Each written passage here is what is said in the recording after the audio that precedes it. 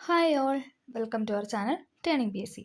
അപ്പം നമ്മൾ ഇന്ന് പഠിക്കാൻ പോകുന്നത് മറ്റൊരു എസ് സി ആർ ടി ചാപ്റ്ററാണ്. 9ാം ക്ലാസ്സിലെ സോഷ്യൽ സയൻസിൻ്റെ ഇന്ത്യൻ സമ്പദ്ഘടന വിവിധ മേഖലകളിലൂടെ. ചാപ്റ്ററിൻ്റെ പേരാണ് ഇന്ത്യൻ സമ്പദ്ഘടന വിവിധ മേഖലകളിലൂടെ. അപ്പോൾ നമുക്ക് സ്റ്റാർട്ട് ചെയ്യാം. എക്കണോമിക്സിൻ്റെ ഇതിൻ്റെ മുൻപത്തെ ക്ലാസ്സൊക്കെ പ്ലേലിസ്റ്റാക്കി ആഡ് ചെയ്തിട്ടിട്ടുണ്ട്. അപ്പം എല്ലാവരും അതൊന്ന് കണ്ടു നോക്കി സപ്പോർട്ട് ചെയ്യുക. ഓക്കെ, അപ്പോൾ ഇവിടെ ആദ്യം തന്നെ ഒരു ചിത്രം കൊടുത്തിട്ടുണ്ടല്ലേ, നമുക്ക് നോക്കാം. വൈവിധ്യമാർന്ന തൊഴിലുകൾ ഏർപ്പെട്ടിരിക്കുന്നവരെ കാണാൻ കഴിയുന്നില്ലേ? എന്തിനാണ് അവർ തൊഴിലുകളിൽ ഏർപ്പെടുന്നത്? ഇത്തരത്തിലുള്ള തൊഴിലാളികളിലൂടെയാണ് അവർ പ്രധാനമായും വരുമാനം കണ്ടെത്തുന്നത്. അതുകൊണ്ട് തന്നെ ഇത്തരം തൊഴിലുകളെല്ലാം സാമ്പത്തിക പ്രവർത്തനങ്ങളുടെ ഭാഗവുമാണ്. അപ്പോൾ ഓരോ തൊഴിലാണല്ലോ ഇവിടെ കൊടുത്തിരിക്കുന്നത്, നമുക്ക് നോക്കാം.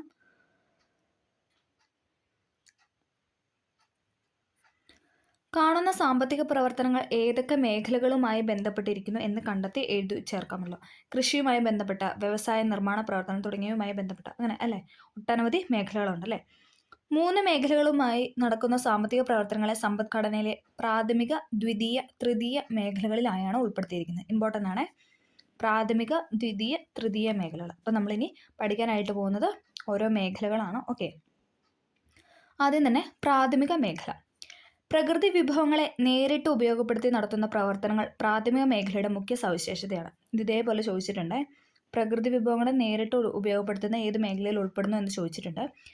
പ്രകൃതി വിഭവങ്ങളെ നേരിട്ട് ഉപയോഗപ്പെടുത്തി നടത്തുന്ന പ്രവർത്തനങ്ങൾ പ്രാഥമിക മേഖലയുടെ മുഖ്യ സവിശേഷതയാണ്. പ്രകൃതി വിഭവങ്ങളെ ആശ്രയിച്ചുള്ള കൃഷി, കന്നുകാലി വളർത്തൽ, മത്സ്യബന്ധനം തുടങ്ങിയവയെല്ലാം പ്രാഥമിക മേഖലയിലെ പ്രവർത്തനങ്ങൾക്ക് ചില ഉദാഹരണമാണ്. അപ്പം ഉദാഹരണം പഠിക്കണം. കൃഷി, കന്നുകാലി വളർത്തൽ, മത്സ്യബന്ധനം തുടങ്ങിയവയെല്ലാം എന്താണ്? പ്രാഥമിക മേഖല അഥവാ പ്രൈമറി സെക്ടറിലാണ് ഉൾപ്പെടുത്തുന്നത്. ഓക്കെ, കൃഷിയും അനുബന്ധ പ്രവർത്തനങ്ങൾക്കും കൂടുതൽ പ്രാധാന്യം നൽകുന്നതിനാൽ പ്രാഥമിക മേഖലയെ നമ്മൾ കാർഷിക മേഖല അഥവാ അഗ്രികൾച്ചർ സെക്ടർ എന്നും പറയുന്നു അല്ലേ.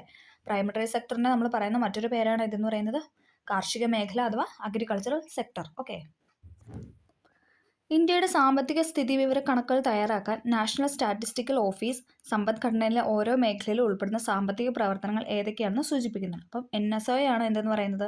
സമ്പദ്ഘടനയിലെ ഓരോ മേഖലയിലും ഉൾപ്പെടുന്ന സാമ്പത്തിക പ്രവർത്തനങ്ങൾ ഏതൊക്കെയെന്ന് സൂചിപ്പിക്കാൻ ആയിട്ടുള്ള ഓഫീസ് എന്ന് പറയുന്നത് നാഷണൽ സ്റ്റാറ്റിസ്റ്റിക്കൽ ഓഫീസ്. അപ്പോൾ നമുക്കത് എന്താണെന്ന് നോക്കാം.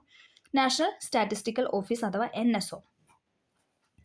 മുമ്പ് നിലനിന്നിരുന്ന central statical office CSO, central statistical office, പിന്നെ നാഷണൽ സാമ്പിൾ സർവേ ഓഫീസും NSSO, CSOയും NSSOയും നാഷണൽ സാമ്പിൾ സർവേ ഓഫീസും ചേർന്ന് 2019 രൂപീകൃതമായതാണ് നാഷണൽ സ്റ്റാറ്റിസ്റ്റിക്കൽ ഓഫീസ്.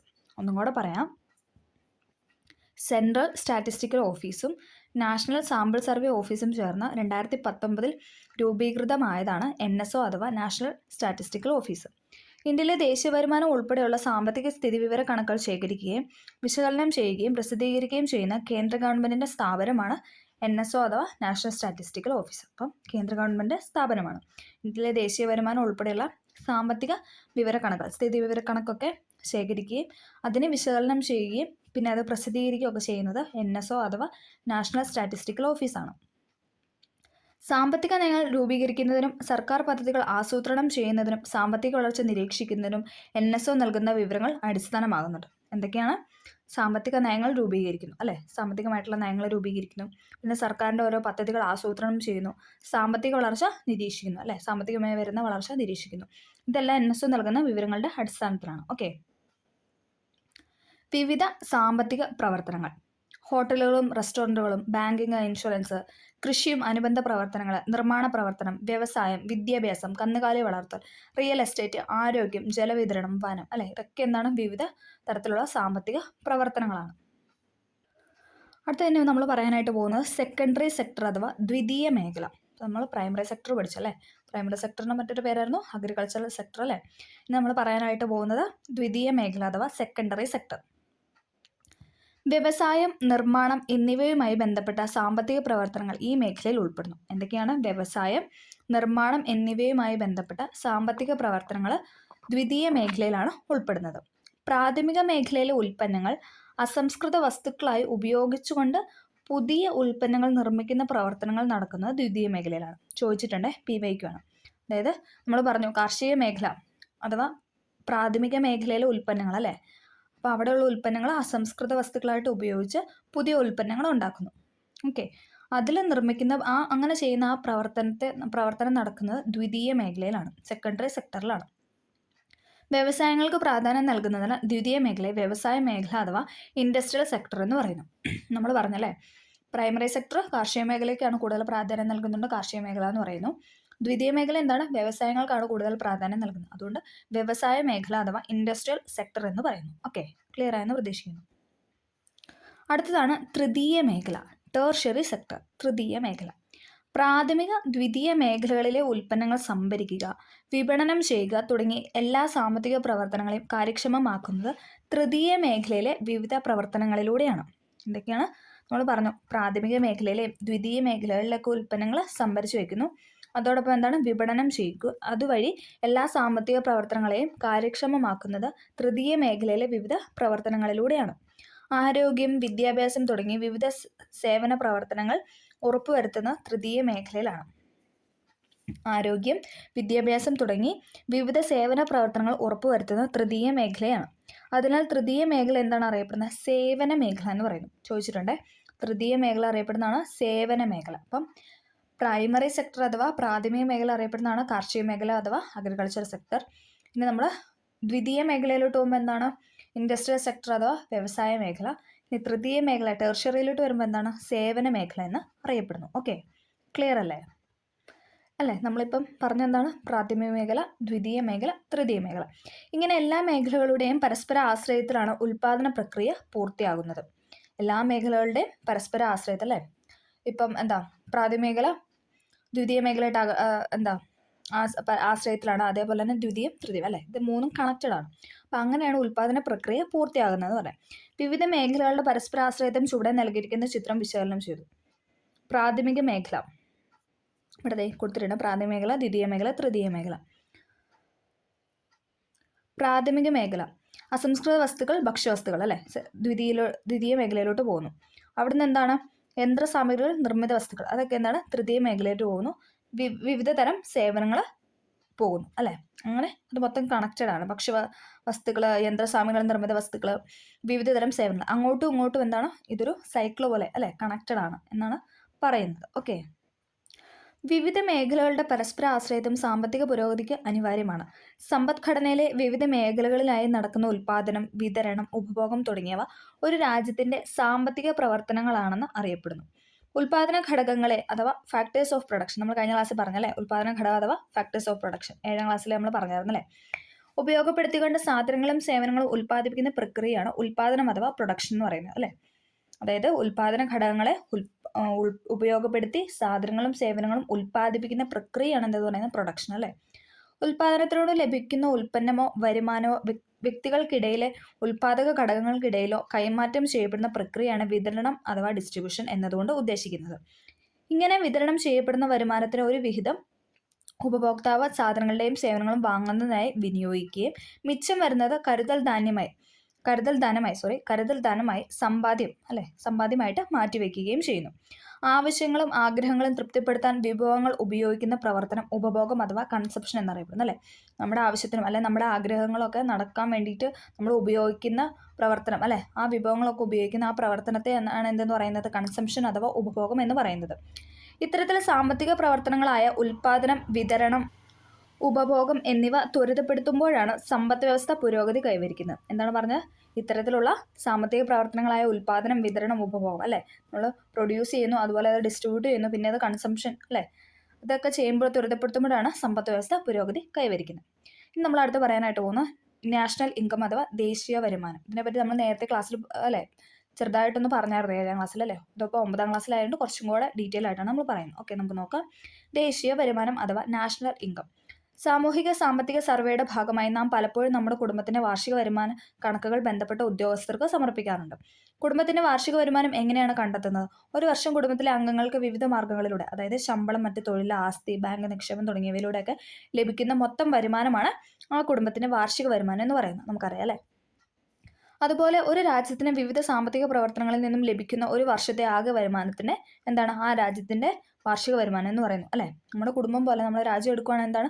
ആ രാജ്യത്ത്, അതായത് ഒരു രാജ്യത്ത് വിവിധ സാമ്പത്തിക പ്രവർത്തനങ്ങളിൽ നിന്ന് ലഭിക്കുന്ന ഒരു വർഷത്തെ ആകെ വരുമാനത്തിനാണ് ആ രാജ്യത്തിന്റെ വാർഷിക വരുമാനം അഥവാ നാഷണൽ ഇൻകം കൊണ്ട് ഉദ്ദേശിക്കുന്നത്. ഓക്കെ, രാജ്യത്തെ ഒരു സാമ്പത്തിക വർഷം ഉൽപ്പാദിപ്പിക്കുന്ന എല്ലാ അന്തിമ സാധനങ്ങളുടെയും സേവനങ്ങളുടെയും പണമൂല്യമാണ് ആ രാജ്യത്തിന്റെ ദേശീയ വരുമാനം. ഇന്ത്യയിൽ ഏപ്രിൽ 1 മുതൽ മാർച്ച് 31 വരെയാണ് സാമ്പത്തിക വർഷം. നമ്മൾ കഴിഞ്ഞ ക്ലാസ്സിൽ പറഞ്ഞിരുന്നല്ലേ. ഓക്കെ. രാജ്യത്ത് ഉൽപ്പാദിപ്പിക്കുന്ന ഉൽപ്പന്നങ്ങളിൽ നേരിട്ട് ഉപഭോഗ വസ്തുവായി ഉപയോഗിക്കുന്ന സാധനങ്ങളെ അന്തിമ സാധനങ്ങളെന്നും അസംസ്കൃത വസ്തുക്കളായി, അതായത് മറ്റൊരു ഉൽപ്പന്നം നിർമ്മിക്കുന്നതിനായിട്ട് നമ്മൾ ഉപയോഗിക്കുന്ന ഉൽപ്പന്നത്തെ എന്താണ് പറയുന്നത്? ഇടനില വസ്തുക്കൾ അഥവാ ഇടനില സാധനങ്ങളെന്നും ഇന്റർമീഡിയറ്റ് ഗുഡ്സ് എന്നും പറയുന്നു. അപ്പോൾ ഫൈനൽ ഗുഡ്സ്, ഇന്റർമീഡിയറ്റ് ഗുഡ്സ്. നമുക്കൊന്നും കൂടെ പറയാം. അതായത് ഒരു രാജ്യത്ത് ഉൽപ്പാദിപ്പിക്കുന്ന ഉൽപ്പന്നങ്ങൾ നേരിട്ട് അത് നമ്മൾ ഉപയോഗിക്കുകയാണ്. അതായത് നേരിട്ട് നമ്മളത് ഉപഭോഗ വസ്തു ആയിട്ട് ഉപയോഗിക്കുകയാണ്. ആ സാധനങ്ങളെ ആ അന്തിമ സാധനങ്ങളെ നമ്മൾ ഫൈനൽ ഗുഡ്സ് എന്ന് പറയുന്നത്. ഇനി അതിനെ നമ്മൾ അസംസ്കൃത വസ്തുവായിട്ട് ഉപയോഗിച്ച് മറ്റൊരു സാധനം പ്രൊഡ്യൂസ് ചെയ്തു. അതിനെ നമ്മൾ അങ്ങനെയുള്ള ആ ഒരു ഇതിനെ അറിയപ്പെടുന്നതാണ് എന്തെന്ന് പറയുന്നത്? ഇടനില വസ്തുക്കൾ അഥവാ ഇടനില സാധനങ്ങളെന്നും ഇന്റർമീഡിയറ്റ് ഗുഡ്സ് എന്നും പറയുന്നത്. ഓക്കെ. അടുത്താണ് ദേശീയ വരുമാനം കണക്കാക്കുന്നതിൻ്റെ പ്രാധാന്യം. Importance of measuring national income. ദേശീയ വരുമാനം കണക്കാക്കുന്നതിന് പ്രാധാന്യം. പ്രാഥമിക, ദ്വിതീയ, തൃതീയ മേഖലകളിലൂടെ ഒരു രാജ്യത്ത് ലഭിക്കുന്ന ആകെ വരുമാനം അഥവാ ദേശീയ വരുമാനം ആ രാജ്യത്തിന്റെ സാമ്പത്തിക സ്ഥിതി വിശദമാക്കുന്ന പ്രധാന സൂചകമാണ്. ഓക്കെ. ദേശീയ വരുമാനം കണക്കാക്കുന്നതിന്റെ പ്രാധാന്യം നമുക്കൊന്ന് പരിശോധിക്കാം.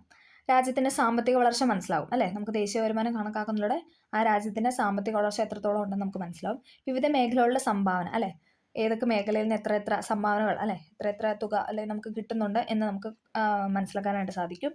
പദ്ധതികൾ ആസൂത്രണം ചെയ്യുന്നതിനും നടപ്പിലാക്കുന്നതിനും സർക്കാരിനെ സഹായിക്കുന്നതിനും, അതായത് ദേശീയ വരുമാനം കണക്കാക്കുന്നതിലൂടെ എന്തൊക്കെ തരത്തിലുള്ള പദ്ധതികൾ ആസൂത്രണം ചെയ്യണം, അത് എന്തൊക്കെ പദ്ധതികൾ നടപ്പിലാക്കണം, സർക്കാരിനെ സഹായിക്കുന്നത്, അതൊക്കെ നമ്മൾ മനസ്സിലാക്കാനായിട്ട് സാധിക്കും. രാജ്യങ്ങളുടെ സാമ്പത്തിക സ്ഥിതി താരതമ്യം ചെയ്യും അല്ലേ. മറ്റൊരു രാജ്യം വെച്ചിട്ട് നമുക്കത് കമ്പയർ ചെയ്യാനായിട്ട് പറ്റും. രാജ്യത്തെ ജനങ്ങളുടെ വിവിധ തരത്തിലുള്ള നിക്ഷേപങ്ങളും പല ചെലവുകളും മനസ്സിലാക്കാനായിട്ട് സാധിക്കും. സമ്പദ് വ്യവസ്ഥയുടെ ശക്തിയും ബലഹീനതയും മനസ്സിലാക്കാനായിട്ട് പറ്റും. ഇനി ദേശീയ വരുമാനം കണക്കാക്കുന്ന രീതികളാണ് നമ്മൾ പറയുന്നത്. Okay. Method of measuring national income. ദേശീയ വരുമാനം കണക്കാക്കുന്നതിന് ഉൽപ്പാദനം, വരുമാനം, ചെലവാക്കൽ എന്നിവയെ അടിസ്ഥാനമാക്കി ചുവടെ നൽകിയിട്ടുള്ള 3 രീതികളുണ്ട്. ഉൽപ്പന്ന രീതി, വരുമാന രീതി, ചെലവ് രീതി. Product method, income method, expenditure method. നമുക്ക് നോക്കാം. ആദ്യം നമ്മൾ പഠിക്കാനായിട്ട് പോകുന്നത് ഉൽപ്പന്ന രീതി അഥവാ പ്രൊഡക്റ്റ് മെത്തേഡാണ്.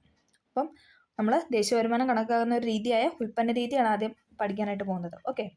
ഒരു സാമ്പത്തിക വർഷത്തിൽ പ്രാഥമിക, ദ്വിതീയ, തൃതീയ മേഖലകളിൽ ഉൽപ്പാദിക്കപ്പെടുന്ന സാധനങ്ങളുടെയും സേവനങ്ങളുടെയും മൊത്തം പണമൂല്യത്തെ അടിസ്ഥാനമാക്കി വരുമാനം കണക്കാക്കുന്നു. അതിനാണ് നമ്മൾ എന്താണ് ഉൽപ്പന്ന രീതി അല്ലേ. അതായത് നമുക്കറിയാം പ്രാഥമിക, ദ്വിതീയ, തൃതീയ മേഖലയുടെ നമ്മൾ പ്രൊഡ്യൂസ് ചെയ്യുവാണ് അല്ലേ. അപ്പോൾ പ്രൊഡക്റ്റ് നമ്മൾ പ്രൊഡ്യൂസ് ചെയ്യും. അപ്പോൾ അത് അങ്ങനെ വെച്ച് കണക്ട് ചെയ്യുക. ഒരു സാമ്പത്തിക വർഷത്തിൽ പ്രാഥമിക, ദ്വിതീയ, തൃതീയ മേഖലകളിൽ ഉൽപ്പാദിപ്പിക്കപ്പെടുന്ന സാധനങ്ങളുടെയും സേവനങ്ങളുടെയും മൊത്തം പണമൂല്യത്തെ അടിസ്ഥാനമാക്കി വരുമാനം കണക്കാക്കുന്നു. അതിനാണ് നമ്മൾ ഉൽപ്പന്ന രീതി എന്ന് പറയുന്നത്. വിവിധ മേഖലകളിൽ നിന്നും ദേശീയ വരുമാനത്തിലേക്കുള്ള സംഭാവന എത്രത്തോളമാണെന്ന് തിരിച്ചറിയുന്നതിനും അതാത് മേഖലകൾക്ക് അർഹമായ പ്രാധാന്യം ഉറപ്പാക്കുന്നതിനും ഇത് സഹായിക്കുന്നു അല്ലേ. അപ്പം നമ്മൾ പറഞ്ഞു പ്രാഥമിക മേഖല, ദ്വിതീയ മേഖല, തൃതീയ മേഖല, ഇതെല്ലാം വിവിധ മേഖലകളാണ്. അപ്പോൾ അവിടുന്ന് വിവിധ മേഖലകളിൽ നിന്നും ദേശീയ വരുമാനത്തിലേക്കുള്ള സംഭാവന അല്ലേ.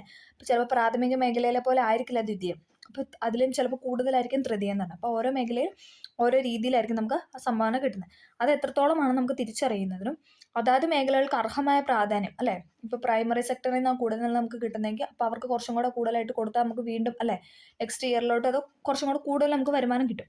അപ്പം അങ്ങനെ അതിൻ്റെ പ്രാധാന്യം ഉറപ്പുവരുത്തി അതിനെ കൂടുതൽ സഹായിക്കാനൊക്കെ നമുക്ക് എന്താണ് ഈ ഉൽപ്പന്ന രീതി കൊണ്ട് നമ്മൾ ദേശീയ വരുമാനം കണക്കാക്കുമ്പോൾ നമുക്കത് സാധ്യമാകും. ഓക്കെ.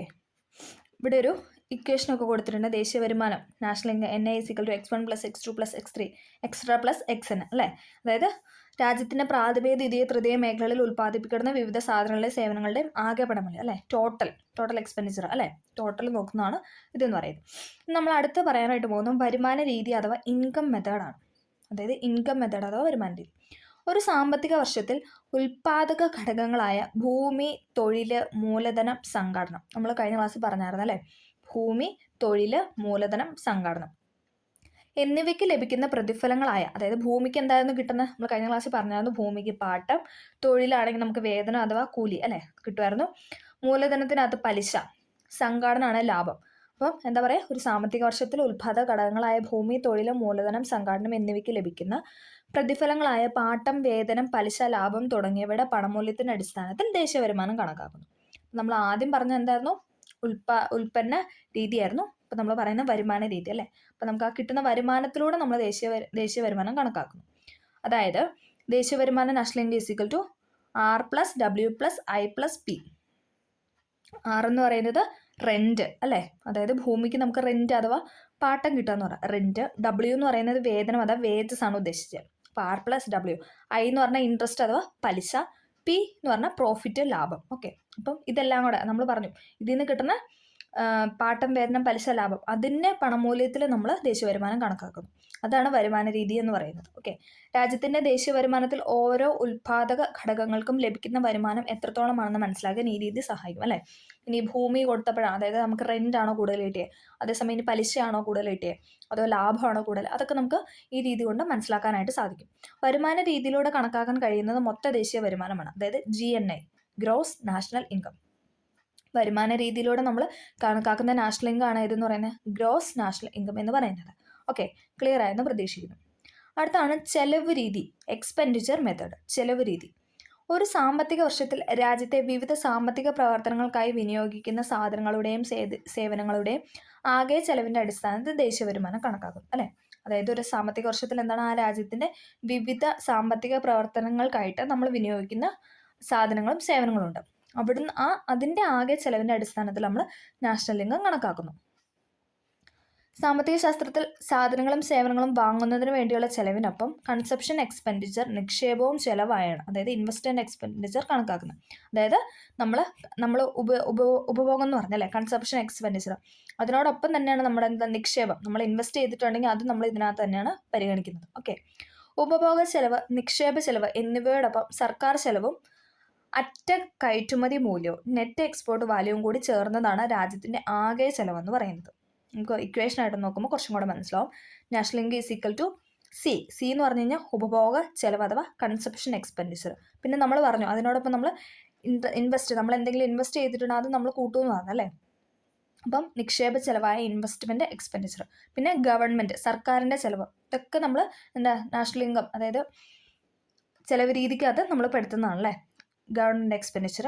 പിന്നെ X-M എന്ന് പറയുന്നത് രാജ്യത്തിൻ്റെ കയറ്റുമതിയാണ് നമ്മൾ എക്സ് എന്ന് പറയുന്നത്, എക്സ്പോർട്ട് അങ്ങനെ ഓർത്താൽ മതി. ഇറക്കുമതി M, അതിൻ്റെ വ്യത്യാസം എടുക്കും, അതായത് കയറ്റുമതി മൈനസ് ഇറക്കുമതി, എന്നിട്ട് വ്യത്യാസം അഥവാ അറ്റ കയറ്റുമതി എന്നാണ് പറയുന്നത്. അതായത് കയറ്റുമതിക്കകത്ത് നിന്ന് ഇറക്കുമതി കുറയ്ക്കുമ്പോൾ നമുക്ക് കിട്ടുന്നതാണ് നെറ്റ് എക്സ്പോർട്ട് അഥവാ അറ്റ കയറ്റുമതി. ഇതെല്ലാം കൂടെ ചേരുമ്പോഴാണ് നമുക്ക് എന്തെന്ന് പറയുന്നത് നാഷണൽ ഇൻകം. അതായത് നമ്മൾ ചെലവ് രീതി അനുസരിച്ച് ദേശീയ വരുമാനം കണക്കാക്കാം. നമുക്ക് ഒന്നും കൂടെ ഒന്ന് പറയാം, ഇത് കുറച്ചൊന്ന് പാടാല്ലേ മനസ്സിലാക്കാൻ. സാമ്പത്തിക ശാസ്ത്രത്തിലെ സാധനങ്ങളും സേവനങ്ങളും നമ്മൾ വാങ്ങുന്നു അല്ലേ, സാധനങ്ങളും സേവനങ്ങളും നമ്മുടെ ഉപഭോഗത്തിനായി വാങ്ങുന്നു. അതിനോടൊപ്പം എന്താണ് നമ്മൾ എന്തെങ്കിലും നിക്ഷേപം ഇൻവെസ്റ്റ് ചെയ്തിട്ടുണ്ടെങ്കിൽ അതും ചേർത്ത്, പിന്നെന്താണ് ഗവൺമെൻറ്റിൻ്റെ ചിലവും അതും കൂട്ടി, പിന്നെ അറ്റ കയറ്റുമതി എന്ന് ഉദ്ദേശിക്കുന്ന എക്സ്പോർട്ട് ചെയ്തത് ഇമ്പോർട്ട് ചെയ്തത് അത് രണ്ടും കുറയ്ക്കുമ്പോൾ നമുക്ക് കിട്ടുന്ന, അതായത് ഇത് കുറച്ചിട്ടും ഇതെല്ലാം കൂടെ ആഡ് ചെയ്യുമ്പോൾ നമുക്ക് കിട്ടുന്നതാണ് നമ്മൾ നാഷണൽ ഇൻകം എന്ന് പറയുന്നത്. ഓക്കെ, അപ്പം ഒന്നും കൂടെ എന്താ പറയുക, C for consumption expenditure, I എന്ന് പറയുന്നത് ഇൻവെസ്റ്റ്മെൻറ്റ് എക്സ്പെൻഡിച്ചർ, G ഗവൺമെൻറ്റിൻ്റെ എക്സ്പെൻഡിച്ചർ, X-M എന്ന് പറയുന്നത് export minus import. Okay, XM അതാണ് എന്തെന്ന് പറയുന്നത് ചെലവ് രീതി എന്ന് പറയുന്നത്. അപ്പം നമ്മൾ 3 രീതി പഠിച്ചു, ഉൽപ്പന്ന രീതി, വരുമാന രീതി, ചെലവ് രീതി. ഓക്കെ, ക്ലിയർ ആയെന്ന് പ്രതീക്ഷിക്കുന്നു. ദേശീയ വരുമാനം കണക്കാക്കുന്നതിനുള്ള 3 രീതികൾ നാം പരിചയപ്പെട്ടു അല്ലേ, നമ്മൾ പഠിച്ചു. ഉൽപ്പന്ന രീതിയിലൂടെ രാജ്യത്തെ പ്രാഥമിക, ദ്വിതീയ, തൃതീയ മേഖലകളിൽ ഉൽപ്പാദിപ്പിക്കുന്ന വിവിധ സാധനങ്ങളുടെയും സേവനങ്ങളുടെയും ആകെ പണമൂല്യം. വരുമാന രീതിയിലൂടെ എന്താണ് നമ്മുടെ മൊത്ത ദേശീയ വരുമാനം, ചെലവ് രീതി പ്രകാരം മൊത്ത ദേശീയ വരുമാനം ലഭിക്കുന്നു. ഈ 3 രീതികളിലൂടെയും ദേശീയ വരുമാനം കണക്കാക്കിയാൽ ഒരേ ഫലമാണ് ലഭ്യമാവുക. അതായത് ദേശീയ വരുമാനം മൊത്ത ഉൽപ്പന്നത്തിൻ്റെയും മൊത്ത വരുമാനത്തിൻ്റെയും മൊത്ത ചെലവിൻ്റെയും അടിസ്ഥാനത്തിൽ കണക്കാക്കിയാൽ ഫലം ഒന്ന് തന്നെ ആയിരിക്കും. ഓക്കെ, അപ്പോൾ നമ്മളിപ്പോൾ പഠിച്ച കാര്യമൊന്ന് പറഞ്ഞതാണ്. ഓക്കെ, നമുക്ക് നോക്കാം ഗവൺമെൻറ് എക്സ്പെൻഡിച്ചർ എന്താണ് ഉദ്ദേശിക്കുന്നത്. അതായത് സർക്കാർ ചെലവ് എന്താണെന്നാണ് നമ്മളിനി പറയാനായിട്ട് പോകുന്നത്. ജനക്ഷേമം ലഭ്യമാക്കി സർക്കാർ നടത്തുന്ന എല്ലാ പ്രവർത്തനങ്ങൾക്കും ആവശ്യമായി വരുന്ന ചെലവാണ് സർക്കാർ ചെലവ് അഥവാ പൊതു ചെലവ് എന്ന് പറയുന്നത്. നമ്മൾ കഴിഞ്ഞ ക്ലാസ്സിൽ പറഞ്ഞല്ലേ പൊതു ചെലവ്, അതായത് ജനങ്ങളുടെ ക്ഷേമം മനസ്സിലാക്കി അവർക്ക് വേണ്ടിയിട്ട് ചെയ്യുന്ന എല്ലാ പ്രവർത്തനങ്ങളും എന്താണ് പൊതു ചെലവിലാണ് ഉൾപ്പെടുന്നത്. സർക്കാർ ചെലവുകളെ വികസന ചെലവ് അഥവാ ഡെവലപ്മെൻറ്റ് എക്സ്പെൻഡിച്ചറും വികസനേതര ചെലവ് നോൺ ഡെവലപ്മെൻറ്റ് എക്സ്പെൻഡിച്ചർ നമ്മൾ കഴിഞ്ഞ ക്ലാസ്സിൽ പഠിച്ചല്ലേ, അങ്ങനെ 2 ആയിട്ട് തരംതിരിക്കുന്നുണ്ട്. അതായത് വികസനങ്ങൾക്ക് വേണ്ടിയിട്ട് ഗവൺമെൻറ് ചിലവാക്കുന്ന പൈസയും, ഇനി അഥവാ വികസനേതര അല്ലാതെ അല്ലേ ടാക്സ്, പിന്നെന്താ പിഴ, ഫീസ് അങ്ങനെയുള്ള കാര്യങ്ങൾക്ക് വേണ്ടിയിട്ട് ചില ഗ്രാൻഡ് അതൊക്കെ നൽകാൻ വേണ്ടിയിട്ട് ചിലവാക്കുന്നതാണ് എന്ന് പറഞ്ഞാൽ വികസനേതര ചിലവ് കൊണ്ട് ഉദ്ദേശിക്കുന്നത്. ഓക്കെ, അങ്ങനെ സർക്കാരിൻ്റെ ചിലവാണ് നമ്മളിപ്പോൾ പറഞ്ഞത്. അടുത്താണ് ഉപഭോഗ ചെലവ് അഥവാ കൺസപ്ഷൻ എക്സ്പെൻഡിച്ചർ. ഉപഭോഗ ചെലവ്. ഉപഭോക്താക്കൾ ഉപഭോഗത്തിനായി സാധനങ്ങളും സേവനങ്ങളും വാങ്ങുന്നതിന് വേണ്ടി ചെലവാക്കുന്ന മൊത്തം തുക, അല്ലേ? അതായത് നമുക്കിപ്പോൾ ഒരു സാധനം വേണം, അതിന് വേണ്ടിയിട്ട് നമ്മൾ ചെലവാക്കുന്ന തുക. ഇപ്പം 10 കിലോ അരി മേടിക്കുന്ന ആ അരിക്ക് വേണ്ടിയിട്ട് നമ്മൾ ചെലവാക്കുന്ന തുകയാണ് നമ്മൾ ഉപഭോഗ ചെലവിനകത്ത് ഉൾപ്പെടുത്തുന്നത്. ഓക്കെ. അടുത്താണ് നിക്ഷേപ ചെലവ് അഥവാ ഇൻവെസ്റ്റ്മെന്റ് എക്സ്പെൻഡിച്ചർ, അല്ലേ? മൂലധന ഉൽപ്പന്നങ്ങളുടെ മേൽ വ്യവസായ യൂണിറ്റുകളോ വ്യക്തികളോ സ്ഥാപനങ്ങളോ ചെലവാക്കുന്ന മൊത്തം ചെലവാണ് നിക്ഷേപ ചെലവ്. അതായത് ഒരു മൂലധന ഉൽപ്പന്നത്തിന് മേലെ വ്യവസായ യൂണിറ്റോ അല്ലെങ്കിൽ ഒരു വ്യക്തിയോ അല്ലെങ്കിൽ ഒരു സ്ഥാപനമോ ചെലവാക്കുന്ന മൊത്തം ചെലവിനാണ് നമ്മൾ നിക്ഷേപ ചെലവ് അഥവാ ഇൻവെസ്റ്റ്മെന്റ്, അല്ലേ? നമ്മൾ പറയും ഇന്നത് നമ്മൾ ഇൻവെസ്റ്റ് ചെയ്തിട്ടേക്കും, അല്ലേ? അപ്പം അങ്ങനെ പറയുന്നത് അതാണ്. ഓക്കെ. ഭൂമിക്ക് ലാൻഡ്, അതായത് ഭൂമി എന്ന് പറഞ്ഞാൽ ലാൻഡ്, അല്ലേ? അതിനുവേണ്ടി ഭൂമിക്ക് വേണ്ടിയുള്ള ചെലവ്, യന്ത്രങ്ങൾക്ക് വേണ്ടിയുള്ള ചെലവ് തുടങ്ങിയവയൊക്കെ എന്താണ്? നിക്ഷേപ ചെലവാണ്, അല്ലേ? നമ്മളിപ്പോൾ ഒരു ഭൂമി വാങ്ങിച്ചു, അതങ്ങനെ ഇടാൻ വേണ്ടിയിട്ടില്ല, അവിടെ എന്തെങ്കിലും ഒരു പ്രവർത്തനം അല്ലെങ്കിൽ ഒരു വ്യവസായം അല്ല എന്തെങ്കിലും ഇതിന് വേണ്ടിയിട്ടായിരിക്കും നമ്മൾ ചെയ്തേക്കുന്നത്. അപ്പം അതിന് വേണ്ടിയിട്ടുള്ള ചെലവ്, ആ ഭൂമി വാങ്ങുന്നതിൻ്റെ ചെലവ്, അല്ലെങ്കിൽ നമുക്കിപ്പോൾ ഒരു വണ്ടി വേണം, അപ്പോൾ ആ വണ്ടി നമുക്ക് ഇന്ന ആവശ്യത്തിന് വേണ്ടിയിട്ടാണ്, അപ്പോൾ ആ വ്യവസായശാലയ്ക്ക് വേണ്ടിയിട്ടാണെങ്കിൽ ആ വണ്ടി വാങ്ങുന്നതും എന്താണ്? ഈ നിക്ഷേപ ചെലവിനകത്ത് നമ്മൾ ഇൻവെസ്റ്റ് ചെയ്തേക്കല്ലേ, നിക്ഷേപ ചെലവിനകത്ത് ഉൾപ്പെടുന്നു. അടുത്താണ് അറ്റ കയറ്റുമതികൾ. നമ്മൾ പറഞ്ഞല്ലേ നെറ്റ് എക്സ്പോർട്ട് ചെയ്യുന്നതിനും ഇമ്പോർട്ട് ചെയ്യുന്നതും കുറയ്ക്കുന്നതാണ്, അല്ലേ? രാജ്യത്തിൻ്റെ കയറ്റുമതി മൂല്യവും, അതായത് നമ്മൾ കയറ്റുമതി അയക്കുന്ന ഇറക്കുമതി മൂല്യവും തമ്മിലുള്ള വ്യത്യാസത്തെയാണ് അറ്റ കയറ്റുമതി എന്നറിയപ്പെടുന്നത്. രാജ്യത്തിൻ്റെ കയറ്റുമതി മൂല്യവും ഇറക്കുമതി മൂല്യവും തമ്മിലുള്ള വ്യത്യാസമാണ് അറ്റ കയറ്റുമതി എന്നറിയപ്പെടുന്നത്. ഓക്കെ. അപ്പോൾ നമ്മളിപ്പോൾ എന്തൊക്കെയാണ് ഓരോരോ പോയിന്റാണ് നമ്മൾ പറഞ്ഞല്ലേ. സർക്കാർ ചെലവ് പറഞ്ഞു, ഉപഭോഗ ചെലവ് പറഞ്ഞു, നിക്ഷേപ ചെലവ് പറഞ്ഞു, അറ്റ കയറ്റുമതികൾ പറഞ്ഞു. ഓക്കെ, ക്ലിയർ ആയെന്ന് പ്രതീക്ഷിക്കുന്നു. ഇനി നമ്മൾ ഇമ്പോർട്ടൻ്റ് ആയിട്ട് പഠിക്കാൻ പോകുന്നതാണ് GDP GNP. ഇമ്പോർട്ടൻ്റ് ആണ്, PYQ ആണ്. മൊത്ത ആഭ്യന്തര ഉൽപ്പന്നവും മൊത്ത ദേശീയ ഉൽപ്പന്നവും. എന്തൊക്കെയാണ്? മൊത്ത ആഭ്യന്തര ഉൽപ്പന്നവും മൊത്ത ദേശീയ ഉൽപ്പന്നം, gross domestic product, GDP gross domestic product. പിന്നെ പറയുന്നത് GNP gross national product. Okay. ഒരു രാജ്യത്തിൻ്റെ സാമ്പത്തിക സ്ഥിതി കണക്കാക്കുന്നത് എങ്ങനെയെന്നും അതിൻ്റെ പ്രാധാന്യം എന്താണെന്നും നമ്മൾ പഠിച്ചു. ദേശീയ വരുമാനം കണക്കാക്കുന്നതുമായി ബന്ധപ്പെട്ട ചില പ്രധാന ആശയങ്ങൾ നമുക്കിനി പരിചയപ്പെടാം. ഒരു സാമ്പത്തിക വർഷത്തിൽ ആ രാജ്യത്തിൻ്റെ ആഭ്യന്തര അതിർത്തിക്കുള്ളിൽ ഉൽപ്പാദിപ്പിക്കപ്പെടുന്ന അന്തിമ സാധനങ്ങളുടെയും സേവനങ്ങളുടെയും ആകെ പണമൂല്യമാണ് GDP അഥവാ മൊത്ത ആഭ്യന്തര ഉൽപ്പന്നം. PYQ ആണ്. ഇങ്ങനെ സ്റ്റേറ്റ്മെൻറ്റ് ചോദിച്ചിട്ടുണ്ട്. ഒരു സാമ്പത്തിക വർഷത്തിൽ രാജ്യത്തിൻ്റെ ആഭ്യന്തര അതിർത്തി, അല്ലേ? നമ്മുടെ ഇന്ത്യ എന്ന് പറഞ്ഞാൽ നമ്മുടെ അതിർത്തി, ഇന്ത്യയുടെ ആ അതിർത്തിക്കുള്ളിൽ ഉൽപ്പാദിപ്പിക്കപ്പെടുന്ന അന്തിമ സാധനങ്ങളുടെയും സേവനം, അതെ, ഫൈനൽ ഗുഡ്സിൻ്റെയും സേവനങ്ങളുടെയും ആകെ പണത്തിൻ്റെ മൂല്യമാണ് എന്തെന്ന് പറഞ്ഞാൽ ആഭ്യന്തര ഉൽപ്പന്നം അഥവാ GDP എന്ന് പറയുന്നത്. ഒന്നും കൂടെ പറയാം. ഒരു സാമ്പത്തിക വർഷത്തിൽ, അല്ലേ, ഏപ്രിൽ 1 മുതൽ മാർച്ച് 31 വരെയുള്ള ആ ഒരു വർഷം എടുത്തു കഴിഞ്ഞാൽ നമ്മുടെ ഇന്ത്യ എന്ന രാജ്യത്തിൻ്റെ അകത്ത്, അല്ലേ, നമ്മുടെ ആഭ്യന്തരമായിട്ടുള്ള അതിർത്തിക്കുള്ളിൽ ഉൽപ്പാദിപ്പിക്കപ്പെടുന്ന അന്തിമ സാധനങ്ങൾ, അല്ലെ, ഫൈനൽ ഗുഡ്സിൻ്റെയും പിന്നെന്താ സേവനങ്ങളുടെയും ആകെ പണമൂല്യമാണ് നമ്മൾ മൊത്ത ആഭ്യന്തര ഉൽപ്പന്നം, അല്ലെ? മൊത്തമായിട്ട് ആഭ്യന്തരത്തിൽ, അങ്ങനെ ഓർത്താൽ മതി, ആഭ്യന്തര അതിർത്തിക്കുള്ളിൽ ഉണ്ടാക്കിയ ഉൽപ്പന്നം, മൊത്തമായിട്ട് ആഭ്യന്തര അതിർത്തിക്കുള്ളിൽ ഉണ്ടാക്കിയ ഉൽപ്പന്നം. Okay, GDP. ഓക്കെ. പിന്നെ അടുത്തത്, ഒരു രാജ്യത്തെ ഗവൺമെൻറ്റിൻ്റെ അധീനതയിലുള്ളതും സാമ്പത്തിക പ്രവർത്തനങ്ങൾക്ക് പൂർണ്ണ സ്വാതന്ത്ര്യമുള്ളതുമായ ഭൂപ്രദേശത്തെയാണ് ആഭ്യന്തര അതിർത്തി എന്നതുകൊണ്ട് അർത്ഥമാക്കുന്നത്, അല്ലേ? നമ്മുടെ ഇന്ത്യയുടെ ആഭ്യന്തര അതിർത്തി എന്ന് പറയുമ്പോൾ എന്താണ്? നമ്മുടെ ഗവൺമെൻറ്റിൻ്റെ അധീനതയിലുള്ളതായിരിക്കും, അല്ലേ? ആ ഭാഗം എന്ന് പറയുന്നത് രാജ്യത്തെ ഗവൺമെൻറ്റിൻ്റെ അധീനതയിലുള്ളതും സാമ്പത്തിക പ്രവർത്തനങ്ങൾക്ക് പൂർണ്ണ സ്വാതന്ത്ര്യമുള്ളതും, അല്ലേ? അവിടെ എന്തെങ്കിലും ഒരു സാമ്പത്തിക പ്രവർത്തനങ്ങളൊക്കെ ചെയ്യാൻ എന്താണ് നമുക്ക് ഇന്ത്യക്ക്, അതായത് ആ രാജ്യത്തിന് പൂർണ്ണ സ്വാതന്ത്ര്യമുള്ളതുമായ ഭൂപ്രദേശത്തെയാണ് നമ്മൾ ആഭ്യന്തര അതിർത്തി എന്നതുകൊണ്ട് അർത്ഥമാക്കുന്നത്. മൊത്ത ആഭ്യന്തര ഉൽപ്പന്നം കണക്കാക്കുമ്പോൾ വിദേശത്ത് ജോലി ചെയ്യുന്ന വ്യക്തികളുടെ വരുമാനം അല്ലെങ്കിൽ വിദേശ രാജ്യങ്ങളിൽ പ്രവർത്തിക്കുന്ന സ്ഥാപനങ്ങളുടെയും സംരംഭങ്ങളുടെയും ലാഭം തുടങ്ങിയവ ഉൾപ്പെടുത്തില്ല. ഇതും ചോദിച്ചിട്ടുണ്ട്, സ്റ്റേറ്റ്മെൻ്റ് ആയിട്ട് ചോദിച്ചിട്ടുണ്ട്. അതായത് നമ്മൾ GDP കണക്കാക്കുമ്പോൾ എന്താണ്, ഇപ്പോൾ ഒരു കുടുംബത്തിലെ ഒരു വ്യക്തി പുറത്തു പോയി ജോലി ചെയ്യുന്നുണ്ട്, അതിൽ സമ്പാദിക്കുന്ന പൈസ ആ ഫാമിലിയിലോട്ട് അയച്ചു കൊടുക്കുക, പക്ഷെ അത് എന്താണ് ഇന്ത്യയുടെ GDPയിൽ കണക്കാക്കത്തില്ല. ഓക്കെ, മനസ്സിലായോ? ഒന്നുകൂടെ പറയാം. മൊത്ത ആഭ്യന്തര ഉൽപ്പന്നം കണക്കാക്കുമ്പോൾ വിദേശത്ത് ജോലി ചെയ്യുന്ന വ്യക്തികളുടെ വരുമാനം, വിദേശ രാജ്യങ്ങളിൽ പ്രവർത്തിക്കുന്ന സാധനങ്ങളുടെയും സംരംഭങ്ങളുടെയും ലാഭം, ഇതൊന്നും എന്താണ് GDPയിൽ ഉൾപ്പെടുത്തില്ല. ഉദാഹരണത്തിന് വിദേശ രാജ്യത്ത് പ്രവർത്തിക്കുന്ന ഒരു ഇന്ത്യൻ കമ്പനിയുടെ സാമ്പത്തിക നേട്ടങ്ങൾ ഇന്ത്യയുടെ മൊത്ത ആഭ്യന്തര ഉൽപ്പന്നത്തിൽ ഉൾപ്പെടുത്തില്ല. അതായത് ഇന്ത്യൻ കമ്പനിയാണ്, പക്ഷേ ഇപ്പോൾ അമേരിക്കയിൽ അല്ലെങ്കിൽ വേറൊരു രാജ്യത്താണ്, അവിടുന്ന് കിട്ടുന്ന എന്താണ് ലാഭവും കാര്യങ്ങളൊന്നും എന്താണ് നമ്മുടെ GDPയിൽ ഉൾപ്പെടുത്തില്ല. മൊത്ത ആഭ്യന്തര ഉൽപ്പന്നം ഒരു സമ്പദ് വ്യവസ്ഥയുടെ വിവിധ മേഖലകളിൽ നിന്നുള്ള സംഭാവന വിശകലനം ചെയ്യാൻ അനുയോജ്യമായ ഒന്നാണ്.